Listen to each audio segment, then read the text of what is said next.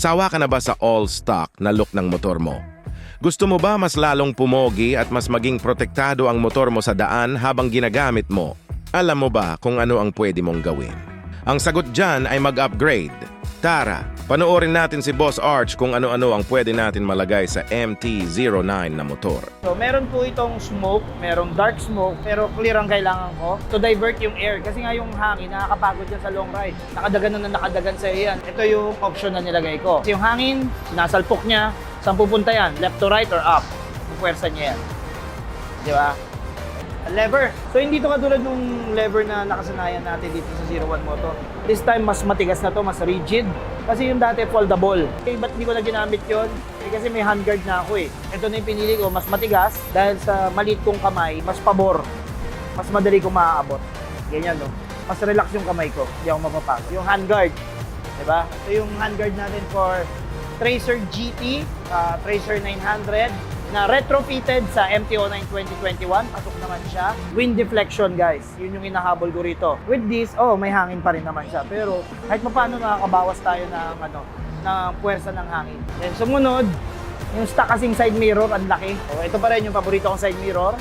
Yung tinatawag nilang Ducati side mirror na Motaro brand. Alloy and plastic na hindi nagbabibrate. Kasi yung iba na mabasag, nauubos, malalaglag. Gusto ko kasi yung view nito malapat. Doon naman tayo sa baba. Axle slider, yan. So, hindi ko nakakalimutan maglagay nito palagi. Pag sumemplang, at least hindi agad yung fork holders ang tatamaan, o kaya yung mga axle. Meron tayo axle slider kahit paano. Radiator guard. Bakit kamo? Kasi nga po, itong MT-09 natin, so pag kumain ng putek, nakita nyo naman hanggang dito yung dumi. Paano kung may bato yun? Since wala akong front fender extension, radiator guard na lang muna. Speaking of protection, ito na, pinaka-importante, frame slider. Ito yung alloy type namin, tapos ito po yung steel brackets niya. So, 2-point slider, kasi dalawa po yung pinagkakabitan niya. Ito yung sa main frame. Yan, nakakabit dito yan. Yung sumunod, ito yung secondary naman niya. So, 2-point slider. So, meron din naman tayo rito sa 01 Moto nung single point, para naman sa mga gusto lang ng simple lang. Tank pad, tank grip. So, no-brainer na explain yan. Tank pad to protect yourself from scratches. Tank grip para kumapit yung legs mo.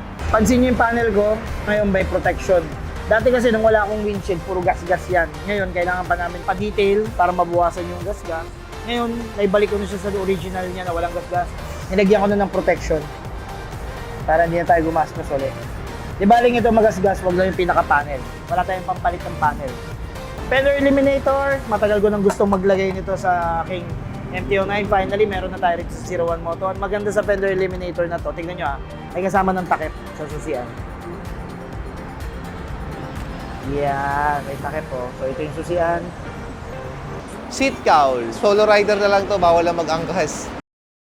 Bigyan na rin natin siya ng steering damper. Kung mapapansin nyo, yung steering kit niya nandito sa pinaka gas cap nakalagay. Tapos yung bracket naman niya dito sa handlebar. Dahil carbon yung ibang parts nito, syempre dapat yung pinaka damper niya carbon din para mas bagay.